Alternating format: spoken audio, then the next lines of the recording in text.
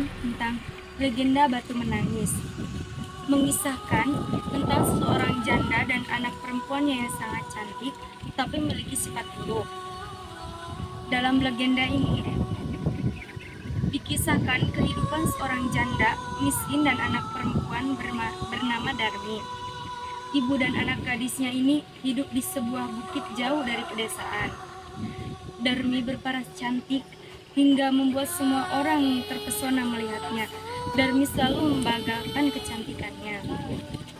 Siapa yang menyangka di balik kecantikan wajahnya, Darmi mempunyai sifat bertolak belakang. Sifatnya tidak secantik parasnya. Gadis ini sangat malas dan tidak pernah membantu ibunya. Kesibukannya setiap hari hanya bersolek, tidak pernah mau membantu bekerja di sawah maupun menyelesaikan pekerjaan ibunya. Sang ibu hanya bisa bersabar dan terus bersabar. Sebagai ibu, wanita ini tak berhenti memberi nasihat dan nasihat. Darmi kepala keras tak mau mendengar nasihat ibunya. Untayan doa setiap hari dipanjatkan sang ibu untuk anaknya yang bercepat sampai. Hanya doa yang bisa dipanjatkan untuk menghadapi anak gadisnya. Setiap nasihat dan perkataannya tidak bisa dimengerti.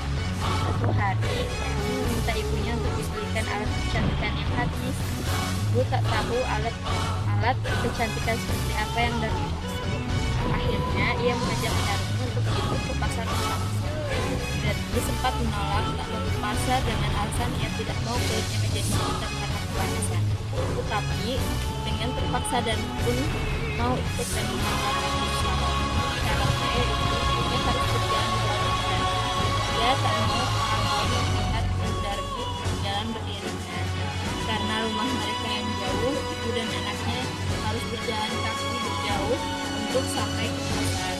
Darmi berjalan di depan ibunya dengan mengenakan pakaian yang sangat bagus. Sedangkan ibunya berjalan di belakang Darmi dengan pakaian putih dan kotor. Saat memasuki desa, semua orang yang melihat Darmi langsung terpesona. Banyak pemuda di belakang Darmi. Dengan sombongnya, Darmi berkata bahwa ibunya adalah seorang pembantu. Setiap orang yang bertanya, Darmi akan menjawab bahwa orang yang di belakang Darmi itu adalah pembantunya. Sang ibu hanya bisa menangis dan menangis dalam hati. Begitulah setiap gadis itu bertemu dengan seseorang di sepanjang jalan yang menanyakan perihal ibunya. Selalu jawabannya seperti itu. Ibunya diperlakukan sebagai pembantu atau budaknya. Pada awalnya mendengar jawaban putri yang durhaka apabila ditanya orang, si ibu masih bisa menahan diri, tetapi setelah berulang kali didengarnya, jawabannya masih tetap sama dan yang sangat menyakitkan hati. Pada akhirnya, si ibu yang tidak bisa menahan diri.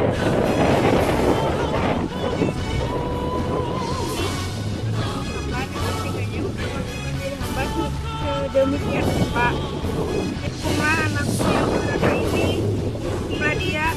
Atas kekuasaan Tuhan yang Maha Esa, tak lama setelah ibu berdoa, langit menjadi mendung, petir datang dan mulai turun hujan.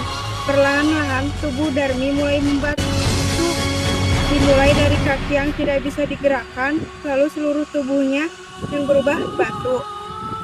Darmi menangis ketakutan dan memohon ampun pada ibunya. Ibu tidak dapat berbuat apa-apa lagi. Hukuman yang Darmi tidak bisa dibatalkan lagi. Darmi menangis dan menyesali perbuatannya. Saat kepala Darmi belum menjadi batu, ibunya melihat Darmi menitikkan air mata. Semua orang di sana menyaksikan peristiwa tersebut. Penduduk setempat percaya bahwa cerita legenda batu menangis benar-benar terjadi. Pesan moral yang bisa dipetik adalah kita harus berbakti kepada orang tua. Kita harus taat dan patuh terhadap perintah orang tua. Karena murka orang tua adalah murka Tuhan juga. Legenda batu menangis dipercaya sebagai kutukan berupa batu dan menyertai orang yang sedang menangis. Sampai saat ini, batu menangis masih ada di Kalimantan Barat. Untuk diketahui, lokasi batu menangis ini di Pulau Kalimantan dan berbatasan langsung dengan Sarawak, Malaysia Timur.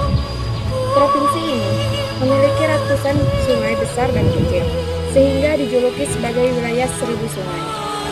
Menurut cerita, di sebuah daerah di provinsi ini ada seorang gadis yang cantik yang menjelma menjadi batu.